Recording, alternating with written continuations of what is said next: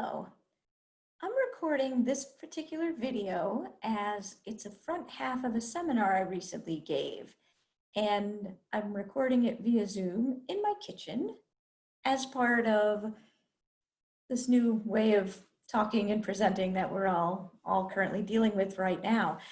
So in this talk, I'm going to describe the field of emerging infectious diseases and talk about my particular story as an emerging diseases scientist with regard to the emergence of COVID-19. My name is Meghan May. I'm a faculty member at the University of New England College of Medicine, and I'm a professor of microbiology and infectious diseases. I hope you enjoy. Okay, so in emerging infectious diseases as a discipline, we have kind of a central premise, and if we had to pick a quote that described the field as a whole, I think it would be this one from Dr. Isaac Asimov, which is, the most exciting phrase to hear in science, the one that heralds the most discoveries, is not eureka, but that's funny. It's particularly fitting that Isaac Asimov generated this quote for this discipline as he himself died of an emerging disease. So what you're looking at on your screen right now is a screen grab from a journal called the Morbidity and Mortality Weekly Report. This is put out by the US Centers for Disease Control, and this particular issue was published in June of 1981. And what this is describing is a cluster of several cases of something called pneumocystis pneumonia. Now, pneumocystis pneumonia was not a new disease. It had been discovered, it had been described several times. However, it was a very, very rare disease. And in these cases, something odd was going on. Pneumocystis pneumonia was the type of disease that you would see once or twice per year in the entire country. And yet, at this period of time, over several months as described in this paper, there were 5 previously healthy young gay men, all living in the same area, who had contracted it. And subsequently, we learned that a similar group of similar demographics was exhibiting symptoms of pneumocystis pneumonia in New York. The thing about pneumocystis pneumonia, other than it being quite rare, is that you only see it in patients with severely compromised immune systems. The organism itself is perfectly prevalent. It's not hard to come across. However, when most of us come across it, it doesn't make us sick. And so this was a very unusual finding, and it led to this very prescient phrase at the end of this paper, which was that all of the observations suggest the possibility of a cellular immune dysfunction related to a common exposure that predisposes individuals to opportunistic infections. And of course, what we now know we're looking at is the first paper describing what we now call the disease AIDS. No one had any idea at the time, but it was a strange enough cluster of cases that it should have been described. Now, one might ask oneself, who is the brilliant physician who put all of this together? And actually, it wasn't a scientist and it wasn't a doctor at all that put this together. Who put it together was a woman called Sandy Ford. She was a pharmacology technician, and she worked for the Centers for Disease Control in the Division of Parasitic Diseases. One of the things that I think is sort of underappreciated about rare and unusual infections is that most of the drugs that we use to treat them are not readily available in most pharmacies because they simply can't justify the space they take up on the shelves. They're needed so infrequently that usually most places don't stock them. And in many cases, the trials to actually go through formal FDA approval haven't even been done. And so in order to treat these very rare diseases, a physician has to go through the CDC. And that was true at the time of pneumocystis pneumonia. And so Sandy Ford was the person who was managing all of these requests And she realized that not only was she getting higher than usual numbers of requests for treatment for pneumocystis pneumonia, she also realized that there were geographic patterns to these requests, right? They were all coming from the same place. And she also realized that the patients seemed to share a lot of demographic similarities. And so she took that to her supervisor and said, something really weird is going on. We should probably look into this. And of course, she was absolutely right. And all of the subsequent study really detailed the disease AIDS, and of course led to the discovery of the virus that causes it, HIV, which had never been seen before in humans. And of course, I have to finish by saying it's particularly noteworthy that this quote that I think describes this field and this discipline so perfectly, again, was said by Isaac Asimov, who himself died of AIDS after he contracted it from a blood transfusion. Okay, so what other funny things have happened that you may realize you have some familiarity with? Well, so I have an image right here of the weekly epidemiological record, which is sort of the WHO's equivalent of MMWR. And what we have, and what I'm about to show you, is a bulletin that was published in October 1976. And buried in the back on page 3, there's a little section on viral hemorrhagic fever. Viral hemorrhagic fever is something that had been seen and described before, right? So where you have a high fever of viral origin that causes capillary leakage and at times overt hemorrhage. What's being described way in the back of the bulletin is a group of cases in Sudan and a group of cases in Zaire, which of course we now call the Democratic Republic of Congo. That both of these places seem to have a transmissible hemorrhagic fever, that both of these seem to be viral in nature.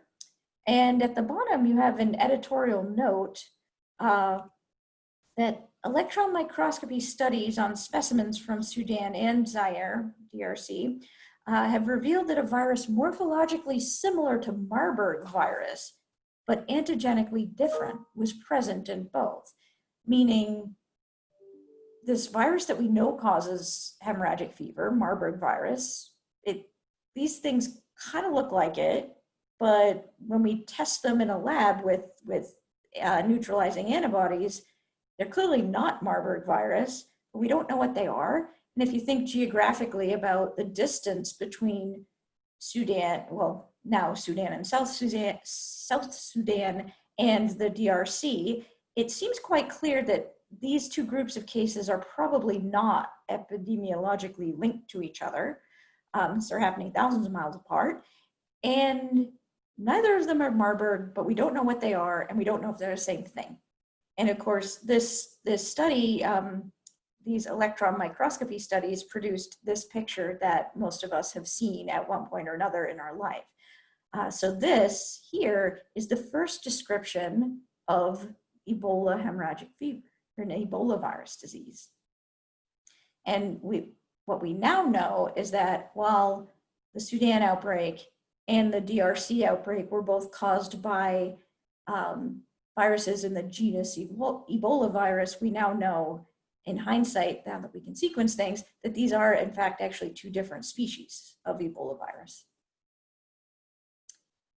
All right, so you might think to yourself that those examples came from a very long time ago, and that now in this day and age, we have very different tools, we have different hammers that we can approach this with, and we have faster and quicker ways of sequencing things and sharing reagents around the world. However, mind you, I realize now I'm recording this during an active pandemic with an emerging infectious disease, but if we were not in the current situation that we're in, it might have seemed to you that this is a problem from a long time ago, but in fact, it's not. It's clearly an ongoing problem. A more recent example than the emergence of HIV and the emergence of Ebola happened in February of 2003. At that point, on an email listserv called ProMed, which was just in its infancy and was really a very small group of colleagues that were sharing news about outbreaks of known and unknown origin, the following message occurred. And it was sent with a simple question. Have you heard about an epidemic in Guangzhou? An acquaintance of mine reports that the hospitals there have closed and people are dying. In February of 2003, in fact, nobody outside the People's Republic of China had, in fact, heard about this. A month later, now we have in Science magazine, headline about scientists chase fast-moving and deadly global illness.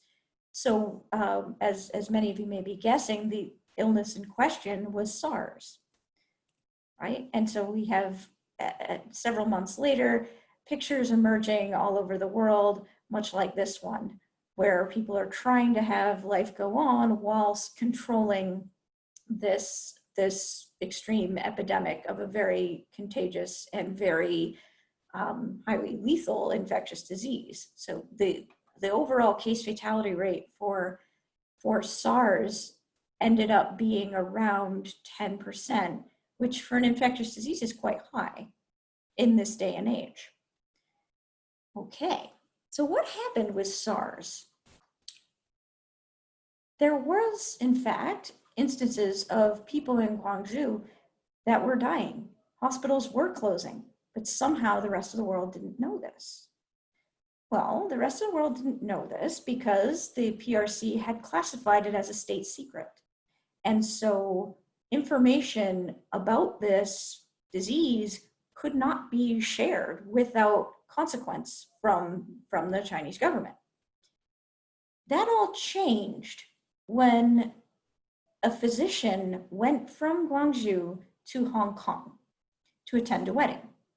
So this physician was named Dr. Liu, and what happened was that Dr. Liu had been treating patients who had what we now know as SARS in Guangzhou, and he left to attend his wedding, and while he was traveling to Hong Kong, he started to display symptoms. It's worth noting at this moment the year here, right? So this is 2003. We now think of Hong Kong as a kind of semi-autonomous island that's part of China, and it's got its current political situations that we've all got our eyes on. But in 2003, Hong Kong had just broken away from British rule. So Hong Kong, until the year 2000, was a British colony. And so just a few years later, it's trying to find its way and integrate into the People's Republic of China to the extent that it wanted. But culturally speaking, and in terms of the practice of medicine and the social norms around sharing information during emergencies, Hong Kong was very Western in that regard, particularly in 2003.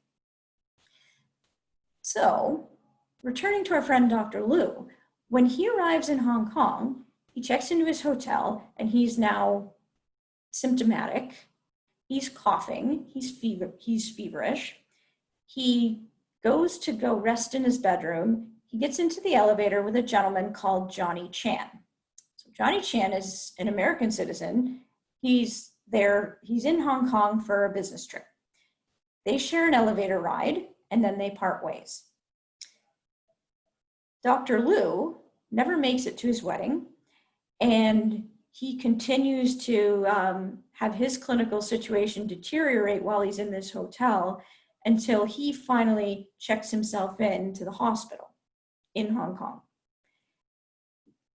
As he's being treated, and it's clear he needs to be intubated, before that happens, he confesses to the physicians in the hospital that he's from Guangzhou. He has been treating patients with these same clinical signs for the past few months, and they haven't been able to tell anybody. And he thinks he has this disease that he's been treating all these patients with. And he's now exposed the workers in the hospital in Hong Kong. And at that point, they get in contact with the physicians in Guangzhou to try to figure out what is going on. In addition, because they are in Hong Kong, they start to get in touch with physicians and scientists in the rest of the world. Dr. Liu, unfortunately, never recovers and dies of SARS shortly thereafter. Now, let's go back to our friend Johnny Chan, right? So he's in the elevator with Dr. Liu. He finishes his meetings in Hong Kong, and then he travels to Vietnam, wherein he meets with a family member in Hanoi. He visits their apartment. They share time together. Johnny Chan goes to his meetings in Hanoi, and then at that point, he becomes symptomatic. He checks into the hospital there, and he subsequently dies of SARS as well. But now we're outside of China properly, right? We're now in Vietnam.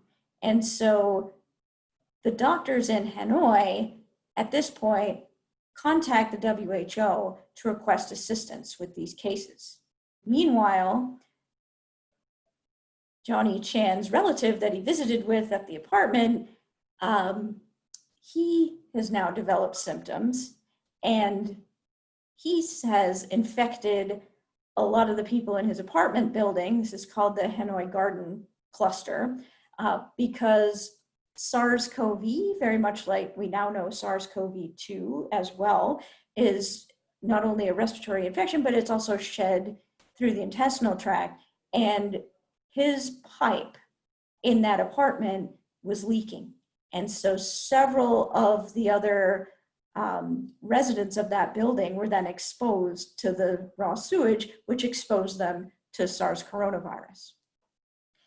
By this point, cases are growing in Hong Kong, cases are growing in Hanoi, and the World Health Organization is involved, and the rest of the world now knows what's going on. What we know, the way this story ends is that SARS emerged. Extensive efforts were put into restricting travel, screening patients, contact tracing, and quarantine. And the SARS epidemic was able to be brought under control. SARS emerged once and has never emerged again, with the lone exception of laboratory transmission that happened a couple years later. Okay, so that was still 17 years ago, and you may remain unconvinced about this. I just have to share, being on the ProMed server, I receive emails several times a month with something that says undiagnosed illness, request for information, undiagnosed illness, suspected something but not confirmed. This one was from just a few days ago, right? July 12th. And ironically is an undiagnosed hemorrhagic fever from Guangdong, which is the province that Guangzhou is in China. How can this happen? It seems strange, right? If people with an unknown virus, how can they be walking around? How can they be infecting other people? Wouldn't you know if you had some new weird mystery illness? Not necessarily, right? So think about how many times you visit the physician and you're given antibiotics without ever being swabbed for anything or having anything cultured from you, or you're given a diagnosis of a viral fever or some sort of viral gastrointestinal illness, but nobody actually ever cultures virus out of any specimens of yours. So how do you know if it was one that previously existed or if it's a new one, right? New pathogens are still being discovered all the time. This was a recent paper that some colleagues and I published where we found a new species of Legionella from a pulmonary abscess. But absent this level of dedication to really figuring out what is that that's causing the pulmonary abscess, I know it's responding to antibiotics, but is it something that we know, or is it a new thing, right? So you sometimes see this happening at academic medical centers, but by and large, there is an interesting level of underdiagnosing and not getting a definitive infectious agent. So it is entirely plausible that new things can emerge and be completely unnoticed. Okay, so where do these things actually come from? So most novel emerging infectious agents are result from what we call zoonotic spillover events, meaning that these are infectious agents that are adapted and arise and have co-evolved with some sort of animal species, and they cause either no illness or just mild illness in that species. And when they get into a human being or get into another animal species, and then from there into a human being, sometimes they can cause real damage. So why does that happen? Well, there are a lot of reasons. Some of them are bad luck, and some of them are a little more controllable. But before we kind of talk about those, you've actually probably all heard of a classic zoonotic spillover that are none of the three things I already mentioned. And that's this guy right here, right? So bubonic, pneumonic, and septicemic plague, which are caused by an organism called Yersinia pestis, these are classic spillovers. So Yersinia pestis normally circulates under average conditions in rodent populations. It can cause them some mild disease depending on the strain, but by and large, it doesn't give them the terrible clinical outcomes that we experience when we run into that organism. What can happen if you as a human get into too close contact with an infected rodent or a flea that's been feeding on that infected rodent, or another animal that's been in contact with that infected rodent? This day and age, the most notorious version of that is that cats are highly susceptible to plague. And so if your cat is out chasing mice, happens to get one that's carrying plague, and then your cat is sick, so you're snuggling with your cat can expose you. This is something that has happened multiple times throughout history. And once a human is exposed, if that human develops the bubonic form of the disease and then progresses to the pneumonic form, that person can readily spread that disease from person to person to person to person. So what starts with a single human to animal exposure event and transmission event can then just really erupt into, in some cases, a global pandemic. Okay, so this happens again for a few reasons. Often these reasons have to do with putting a lot of animals into close contact with a lot of other animals, and B, a lot of people, right? So that can happen for farming reasons, and that can happen even when you're not looking at very dense farming situations, right? So this is an image that was taken in Malaysia, which is in the geographic area of where a disease called Nipah virus first emerged and was first noted. What you can see here is that you have a couple of different livestock pens containing different animals. You've got pigs here, you've got chickens here, and these pens are, they're open spaces where any wildlife in the area can wander in and out of the pens. They're also underneath date palm trees, which are notorious trees that bats love to roost in because date sap is very sweet and they like to feed on it. So you have two different types of livestock that can have local wildlife wander in and out that's situated underneath a place where bats may be congregating, and is also, of course, exposed to any other birds that are going by. And because these are captive animals that people are taking care of for either pet reasons or consumption reasons, these animals are going to be in contact with people, right? They're owners, they're farmers, they're vets, anyone who's going to then go sell them at a market. So there's a lot of potential, and you could see where any infectious agent could jump from one of these animals to another, or one of these animals to a person. And if that then can be spread from the person to another person to another person to another person, that's where some of these things can pop out and come from. Okay, so what about the three that we mentioned earlier? We brought up HIV, we brought up Ebola, and we brought up SARS coronavirus.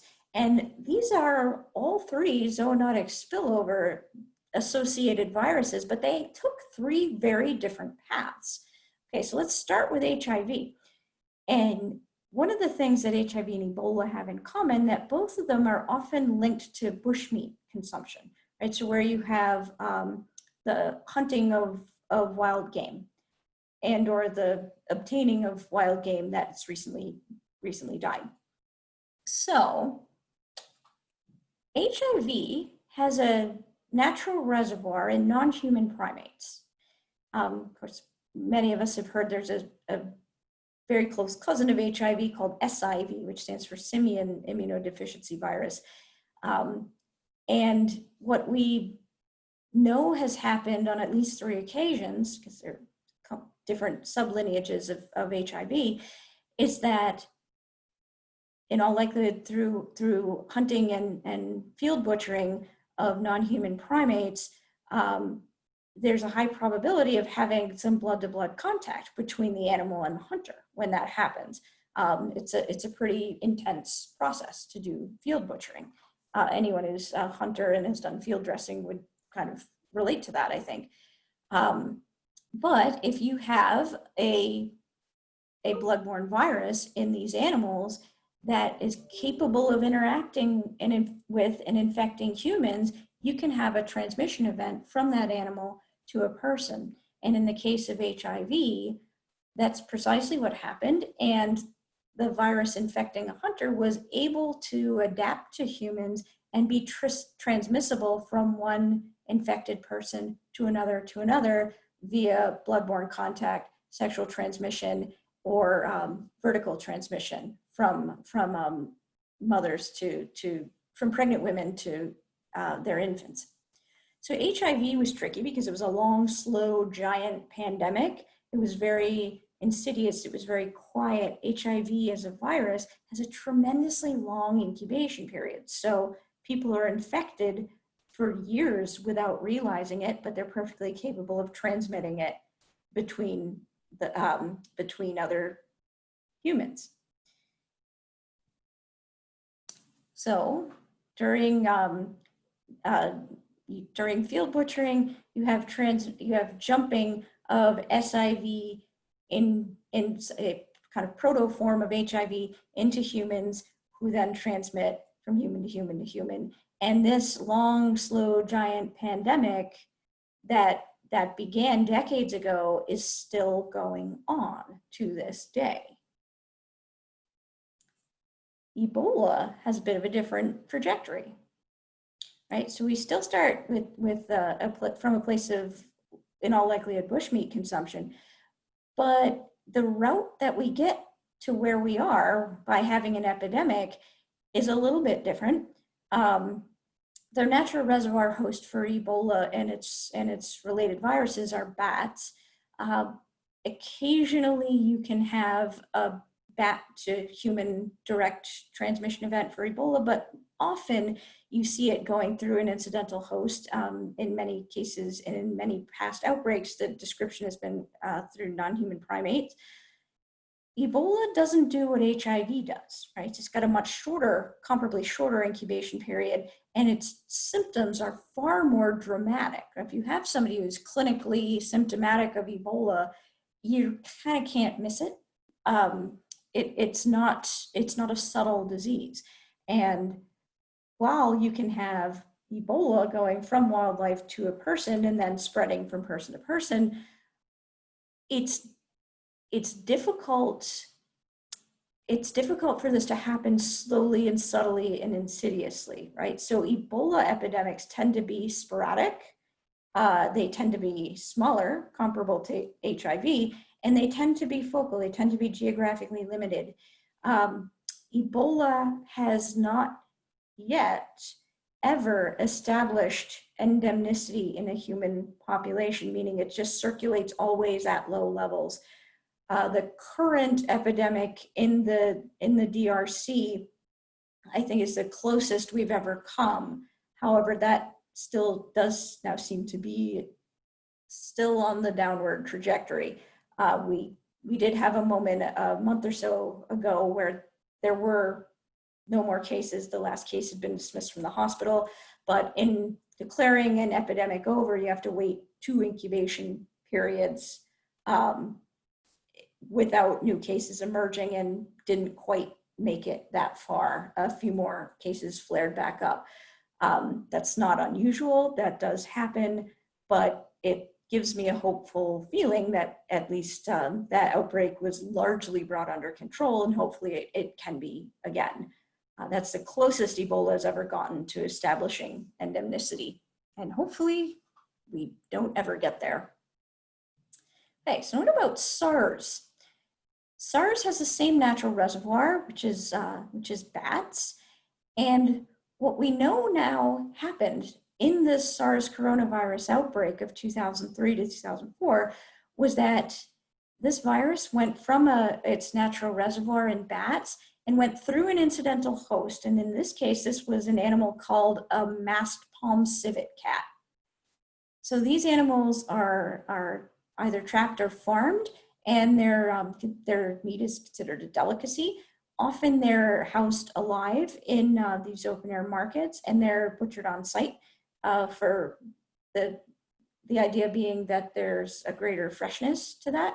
So this is an image from the Kingpin market, which is the market that we now know was the original site of transmission of SARS coronavirus. And this is where we are in China. This is the province is called Guangdong again. We mentioned that a bit earlier. And what happened here was within this market, you had infected civet cats that infected the people who were selling them, and or the people who were buying them, and or people just passing by in the market. And so what ended up happening, of course, is that SARS turned out to be a highly transmissible disease. So when this jumped into a human, they spread it from human to a human to a human, and you got this giant, fast epidemic that was very dramatic. But that through very strong, very aggressive public health measures was brought under control, and we have not seen SARS coronavirus emerge again through a zoonotic spillover event. Again, a couple of cases from laboratory transmission notwithstanding. So these 3 diseases have some very common elements, but their epidemics / pandemics took very different forms. Okay, so how does this happen exactly? And for me, this all comes down to pegs and holes, right? So if you are a virus, you have certain proteins on the outside of you that help you bind onto a host cell and infect it so that you can replicate yourself and establish an infection. So think of our host cells as having holes and viruses as having pegs. And you have to have an appropriate match between those 2 things for infection to occur. It is, of course, a little bit more complicated than that, but that's really the basic premise, okay? If you have a square peg and a round hole, you are not going to get the right interaction, and you're not going to get disease established. My favorite example to give is if your dog has kennel cough, you're not going to contract that from your dog, right? Because you've got a square peg, round hole situation going. However, every once in a while, you can have animals that have similar holes to human holes. And so the viruses for those animals tend to have similar pegs to human virus pegs. So every so often, you can get an instance where you can actually have a peg and a hole matching up and getting productive infection. we're all exposed to infectious agents that are not human pathogens all the time, right? So we have human and animal viruses that pass between their respective host species without anything particular happening. And so why is that? And so I'd like to kind of refer to two different fictional characters to really illustrate this nicely. And the first is Ariel, right? Ariel, when she ceases being a mermaid and becomes a human, she finds herself at the bottom of the ocean. She can't swim, she can't breathe, she is not equipped for the pressure to be on her, and had she not been saved by Flounder and Sebastian, she would have been snuffed out immediately and nothing would have come of it. She's out of her element and she can't persist there. However, you also can have a situation where you see Dorothy, right? So here's Dorothy, she lands in Oz. She too is out of her element and she doesn't particularly want to be there, but she's got to find a way to get back to where she came from and get back to where she wants to be. And in so doing, she kind of overturns the entire power structure of Oz. You know, she didn't go there to conquer it. She just found herself there and she did what she had to do to get back. So your average time when you interact with an animal pathogen, right? When your dog coughs, kennel cough on you, you got an Ariel situation. It's not equipped to survive in you. It's going to go away. However, in the case of HIV, in the case of Ebola, in the case of SARS-CoV, what we had was a Dorothy situation. They didn't particularly want to be there, but when they found themselves there, they had to find a way to survive. Okay, so with that as a backdrop, I want to talk a little bit about SARS-CoV-2 and what happened. Okay, so I happen to have a picture that quickly predates me learning about SARS-CoV-2 and meeting it for the first time. This is December 30th, 2019. This is me. This is Long Wharf. This is after a lovely dinner in Boston's North End. It looks like it's daytime, but we're just standing under a street light. We're posing next to a beautiful sculpture of a fish celebrating this wonderful new year we're all going to have in 2020, right? So we take this picture, we go into that Marriott, we go upstairs, everybody gets put to bed, has their story, and then I made the crucial mistake that many academics make right before bedtime, which is, I'm just gonna check my email. Don't check your email, just go to bed, don't do that. Because sometimes your email has this in it, which is at the stroke of midnight, a message from ProMed describing undiagnosed pneumonia in Hubei province. And it's marked with an RFI, request for information. So before I show you some other fun elements of this message, it's worth pointing out that these very early communications were all machine translations. And the thing about Mandarin and English is they don't always quite translate seamlessly. So I have this picture that my husband took a couple hundred miles north of Tianjin in China several years ago at a rest stop, which says the station wagon parks the area. Now you can tell what it means, but it's a perfect example of how Mandarin and English don't always quite line up exactly. And when you use the words literally as a machine translation will do, sometimes you're pretty sure you know what it's trying to say, but you're not positive. And I think this actually went into a lot of the early uncertainties surrounding this outbreak. Okay, so we have an undiagnosed pneumonia in Wuhan, Hubei province. Request for information.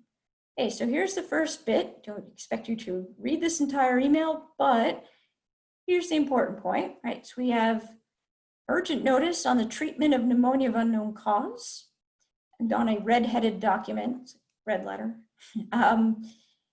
And importantly, this communication and this submission to ProMed came because this document was passed to a reporter in Beijing.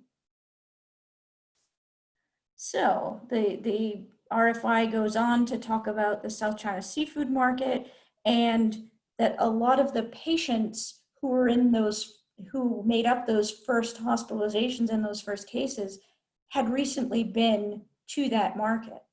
And so the thought was, this kind of had some zoonotic spillover potential written on it. We now know that that may not have been the case. We now know that the connection to the seafood market may have been more along the lines of that several infected people were there and spread it to each other. But as we still do not yet know the secondary host for SARS-CoV-2, we're not sure if the market was involved or not. The upshot of this email was that these patients were exhibiting something called acute respiratory distress syndrome, which is certainly not something you see with every virus, with every respiratory virus. And then after I read that, that's what my face looked like.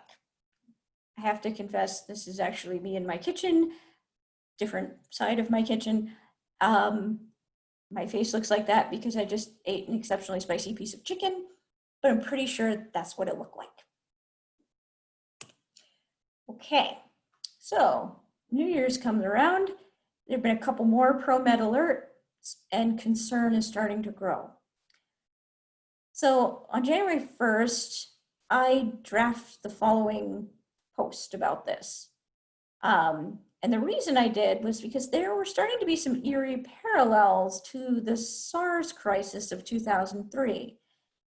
And having just talked about that, the story of that epidemic, you could see why that would make some of us feel a little bit wiggly. Okay, so I make 7 points in this post. Here's the upshot of them. Clinically, the chest x-ray, the failure of antibiotics, it sounded very much like a primary viral pneumonia, and that it could lead to acute respiratory distress syndrome, ARDS. Second point is that there aren't a ton of viruses that'll do that. High path or novel influenza will certainly do it. SARS will do it, MERS will do it, and some New World hantaviruses will do it. I didn't think, point 3, that it was any of those. It had been going on for several days, and if it had been flu or SARS or MERS, that would have been confirmed by that point. There are rapid tests available for all of those things. And it didn't really smell like a hantavirus either. The geography was wrong, and then also the epidemiology was wrong. It just didn't smell like a hantavirus to me. The next point I brought up is, how do we know that it is SARS and it has been confirmed and nobody is being forthcoming with that information? The reason why that didn't seem right either to me was that this document that the ProMed posts were based on, this was not meant to be a public document. It only became public when someone passed it to a reporter. And so there really wouldn't have been a need to control panic or control the narrative for something that's supposed to be an internal document. So that didn't seem likely to me. I'm going to skip 5 for a second. The cluster, point 6 is that this again seemed to be clustering around a wet market, which definitely kind of smells like a zoonotic spillover event. And then point 5 was that I thought on January 1st that this felt like a novel emerging agent, and it also kind of sniffed like a coronavirus to me. What can I say? Broken clocks right twice a day? I don't know. It was a guess, but of course we now know that that turns out to be correct. the upshot of this is, by my words, is that something is cooking in Wuhan. We don't know what it is. We don't know what we can do about it. We don't know if we even need to do anything about it, which again, in hindsight, is hilarious. Of course, we needed to do something about it. Okay, so right around this time, Epi-Twitter begins buzzing. So several of us saw this ProMed post. Several of us started sharing sources with each other and asking important questions.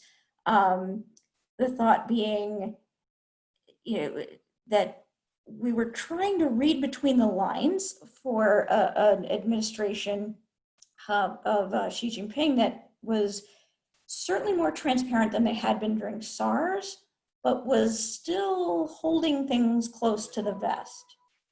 And then the other part about that, again, was that we were often dealing with information that was going through machine translation, which can be a little bit hard to pick nuance out of.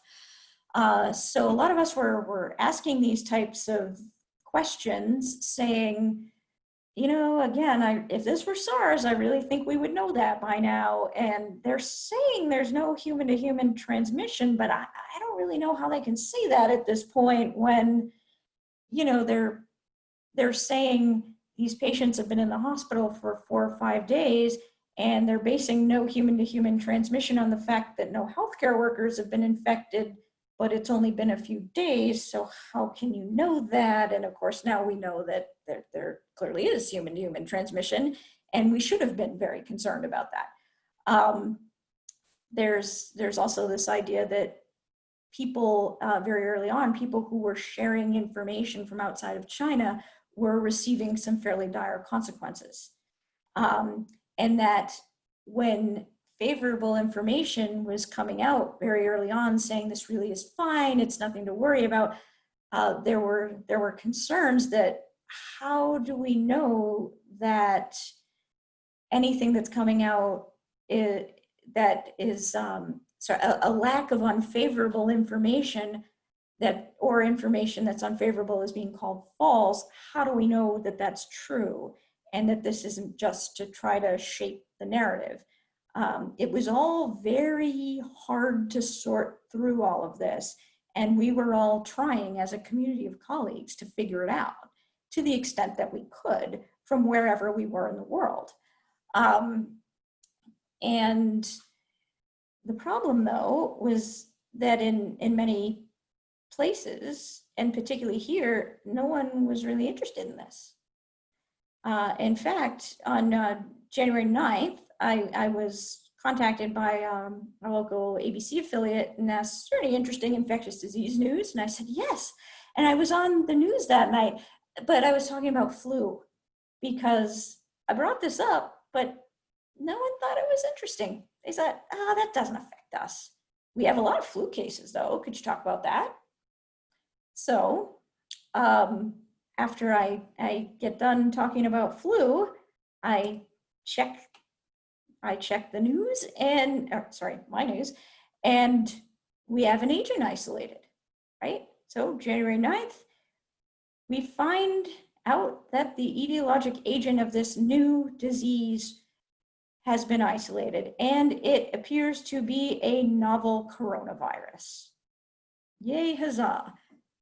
No need to take a victory lap. No one wanted that to be the case.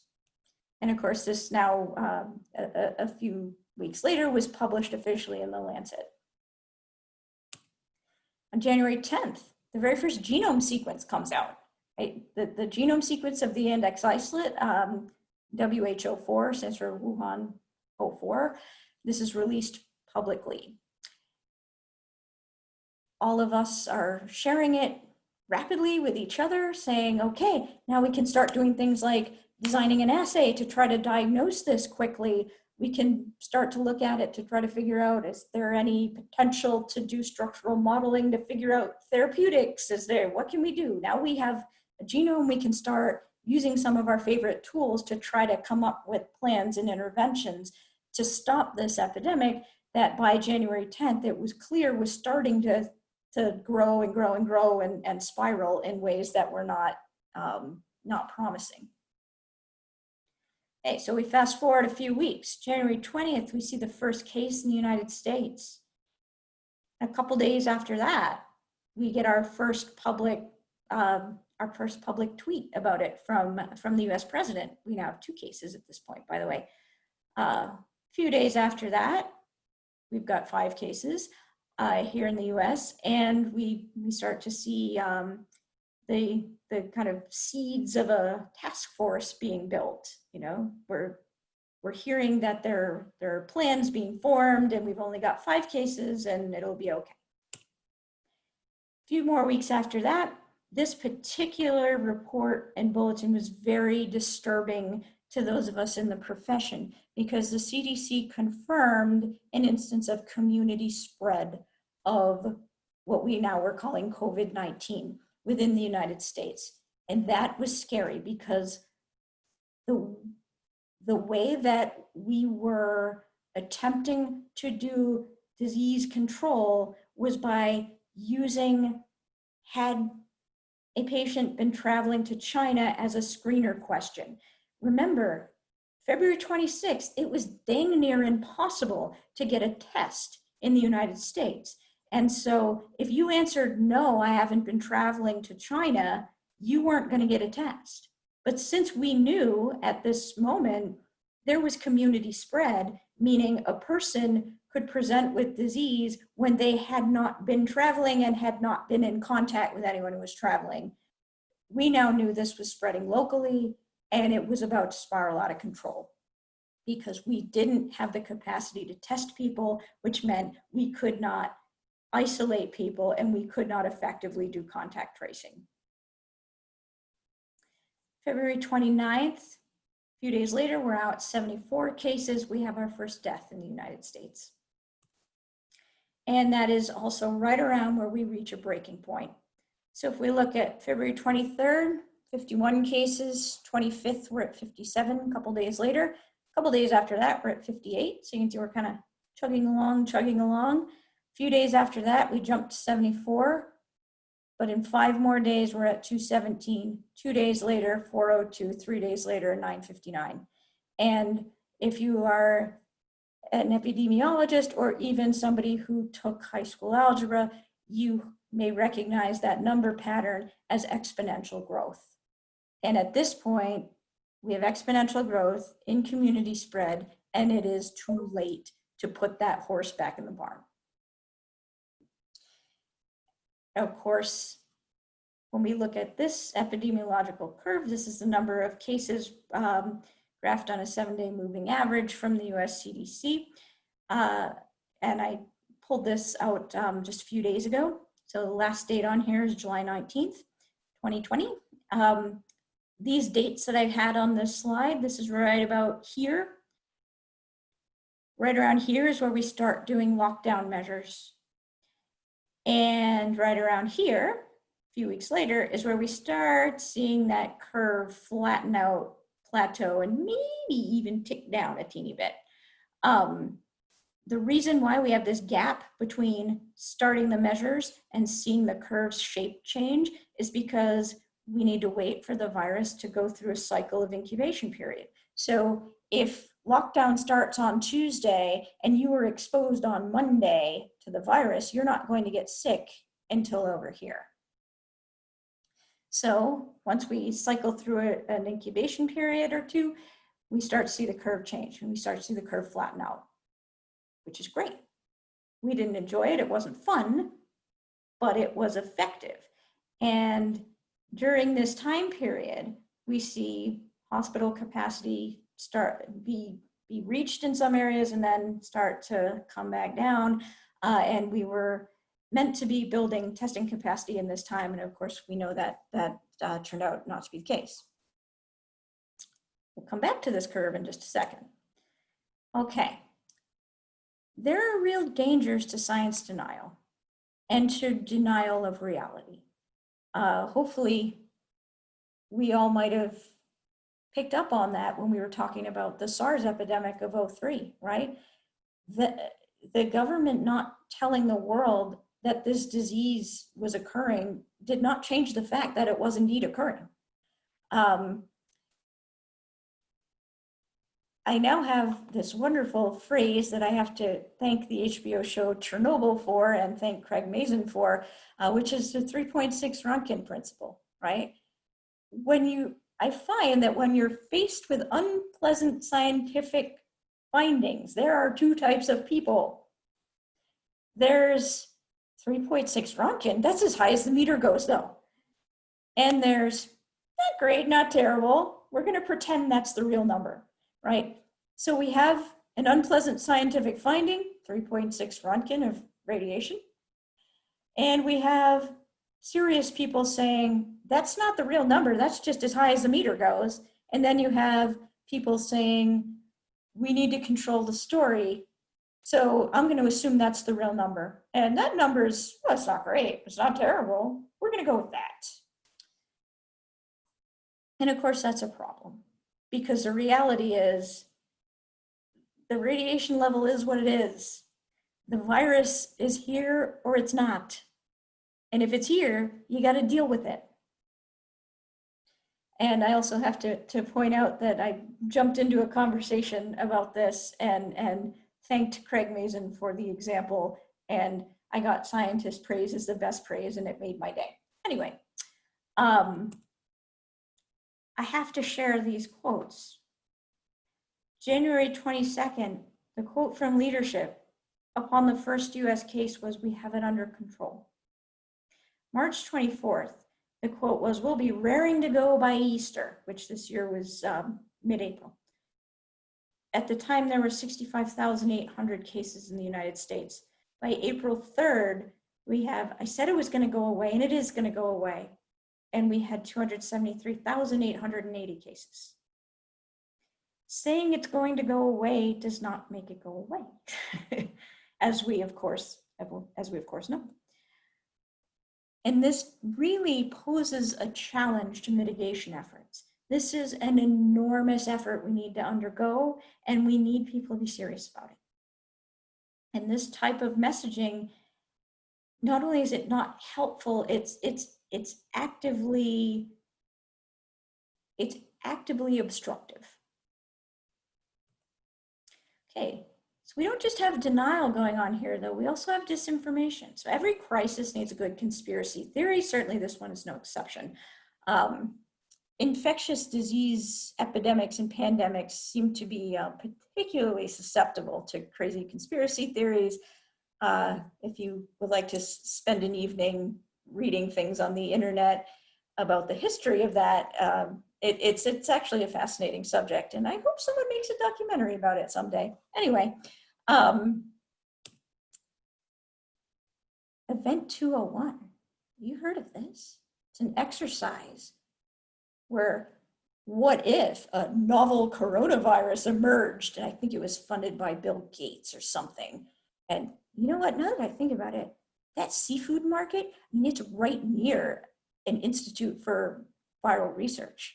I bet that's where it came from. And they're spreading it through the 5G network. Ask her, she knows, she's a scientist. The whole lady in Plandemic, she tells you all about it. And they keep trying to silence her because they keep taking it off of YouTube. And you know what? She's right. There is a danger to wearing a face mask. Why are they trying to make us wear those? It's going to make it worse. You know what? This is about government control. This is about government control. It was so easy to make us wear face masks, and then they can make us do whatever we want. Oh my God. And then there's going to be a vaccine. I friggin' knew Bill Gates was involved. The problem with this gentleman here, Piers Corbyn, he's the brother of Jeremy Corbyn, as in the guy who just ran for the British Prime Minister. This guy's a big platform. And this is the problem. We're all in lockdown. We're all just reading the internet constantly. Please, nobody edit out that crazy passage where I was just repeating conspiracy theories, because that would be sad. And I'm going to put it right here that I'm saying that was facetious, in case anyone does that. This is a real problem, right? Because you have people who are stuck, they're frustrated, they, in many cases, are facing economic hardship, they're facing social isolation, and all of this is very seductive. All of these things. But they're not real and they don't help and they don't solve the problem. So here is our curve again in the United States. So we do lockdown, we think it's going to be for a few weeks, and a few weeks tick by and it's not going on. And I've been reading all kinds of things and I watched Plandemic and then they did take it down. What are they hiding? And so people start pressuring leadership to ease the lockdown restrictions. And so in many states in the US, they start easing in late May, early June. We tick along for a little bit and then we start climbing back up because of course we did. We never got back down to the bottom. We flattened our curve, but we didn't break it. And when we look at other countries that are opening back up and saying, well, they're doing it, so it's safe now. It's not safe now. They broke their curves. They got back down to baseline and we didn't. And we opened anyway. And now we're seeing the consequence of that. This is why we find ourselves where we are today. So that's my story. That's the story of SARS-CoV-2. Those are some fun emerging diseases stories, although of course they're not remotely fun to those who are in them. They're fascinating, but they're quite tragic as well. History turns on these types of things, and we have to remember humanity has been through these things before, and we know how to solve them. We saw other countries knowing how to solve this. There are roadmaps here. We know what to do. We just need to grit our teeth and do it. I hope you enjoyed this, and I wish everybody well. Stay safe. Please wear a mask. Please don't do things if you don't have to. Stay home if you can. Please don't eat inside a restaurant. For the love of God, don't go on a cruise ship. Wash your hands, wear a mask. Hope you enjoy. And I truly hope that's the end of it.